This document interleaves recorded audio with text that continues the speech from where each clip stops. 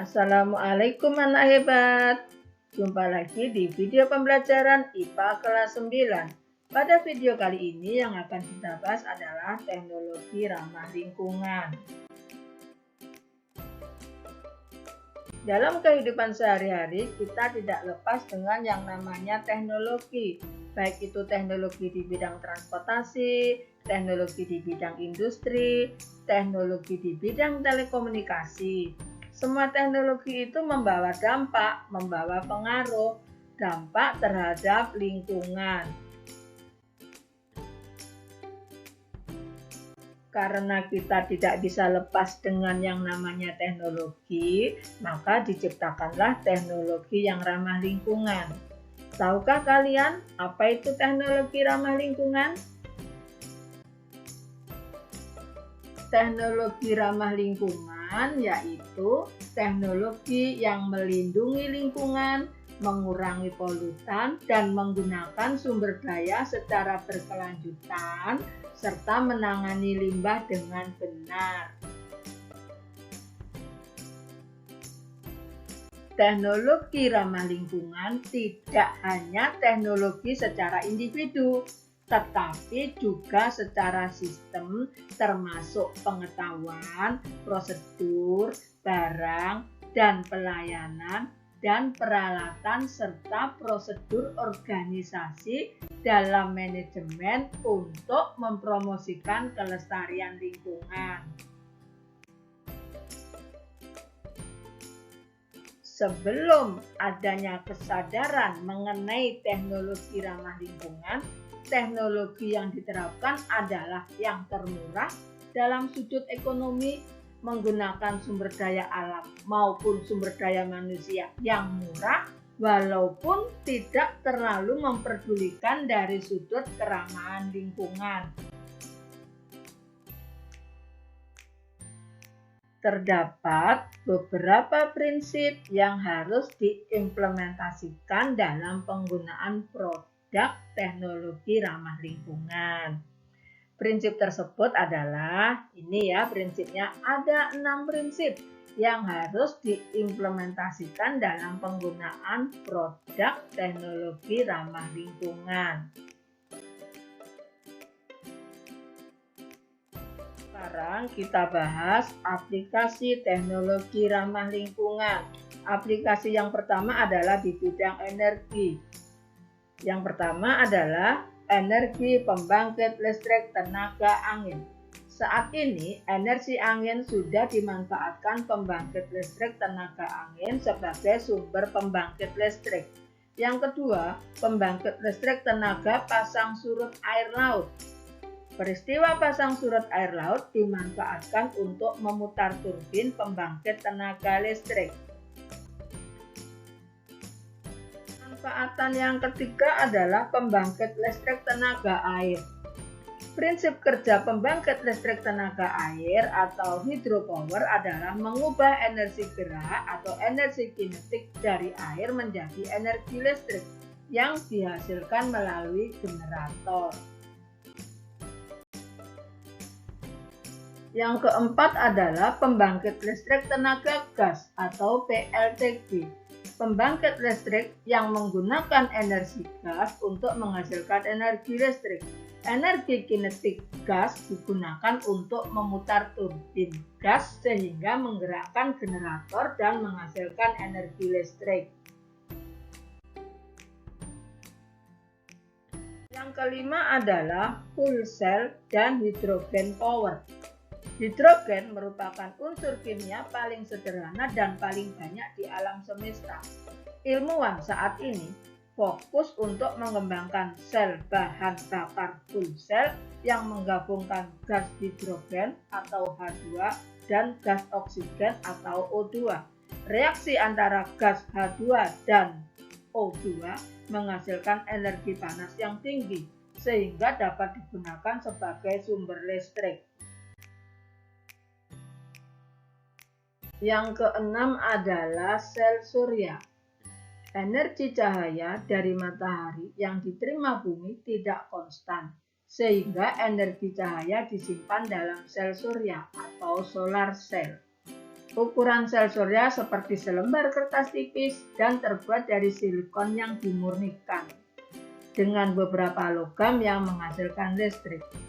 Alat yang tersusun atas sel surya disebut panel surya. Ketika energi cahaya melalui panel surya akan menghasilkan emisi elektron pada komponen panel.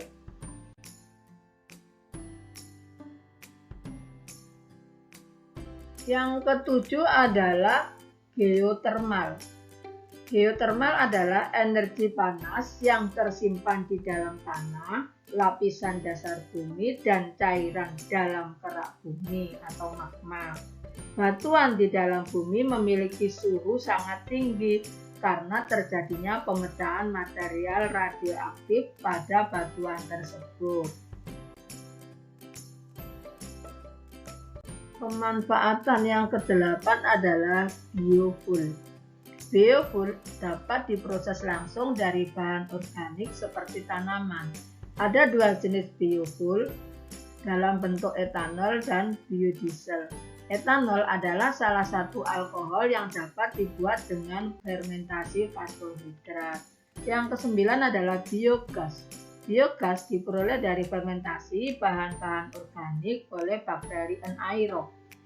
Bakteri anaerob pada fermentasi akan mengubah zat organik menjadi gas metana sebesar 75% dan gas lainnya seperti karbon dioksida, hidrogen, dan hidrogen sulfida.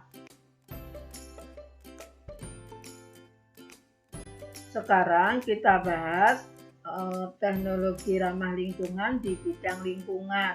Yang pertama adalah biopori. Biopori adalah ruangan atau pori-pori dalam tanah yang dibentuk secara alami dengan adanya aktivitas makhluk hidup di dalam tanah, seperti akar tanaman, cacing, rayap, dan mikroorganisme lainnya. Teknologi biopori sering disebut dengan teknologi lubang resapan. Yang kedua adalah fitoremediasi, adalah penggunaan tumbuhan untuk menghilangkan, memindahkan, menstabilkan, atau menghancurkan bahan pencemar berupa senyawa organik maupun anorganik. Fitoremediasi menyebabkan berkurangnya atau hilangnya zat penyebab polusi, misalnya logam berat, pestisida, minyak, dan zat lain yang mengotori tanah dan air. Pemanfaatan di bidang lingkungan selanjutnya adalah toilet pengompos. Toilet pengompos yaitu toilet kering yang memanfaatkan proses aerob untuk menghancurkan feses. Toilet tersebut biasanya ditambah dengan campuran serbuk gergaji, sabut kelapa, atau lumut tertentu untuk membantu proses aerob menyerap air dan mengurangi bau. Yang keempat adalah teknologi pemurnian air. Teknologi pemurnian air adalah proses menghilangkan zat-zat kimia, kontaminan biologis, partikel-partikel padat, dan gas-gas dari air yang terkontaminasi atau kotor.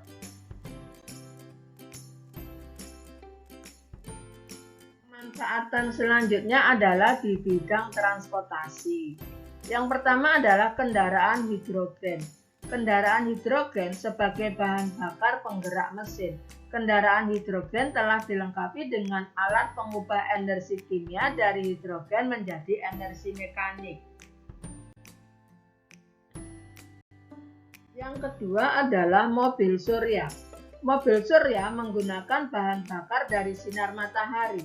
Mobil surya memanfaatkan sinar matahari untuk memberi energi pada alat-alat listrik dalam mobil dan sumber energi untuk menggerakkan mesin.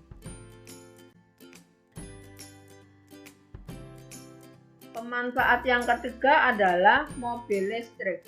Mobil listrik dijalankan dengan menggunakan motor listrik. Energi listrik disimpan dalam baterai atau alat penyimpan energi lainnya. Mobil listrik memiliki beberapa manfaat dibandingkan dengan mobil pembakaran internal konvensional. Antara lain, mobil listrik tidak mengeluarkan polusi knalpot, Yang kedua, mengurangi gas rumah kaca. Yang ketiga, mobil listrik tidak bergantung pada bahan bakar minyak, sehingga memberikan manfaat yang sangat besar mengingat persediaan minyak bumi di seluruh dunia sudah semakin menipis. Di akhir video pembelajaran ada beberapa pertanyaan yang berkaitan dengan isi video tadi. Ini adalah beberapa pertanyaannya.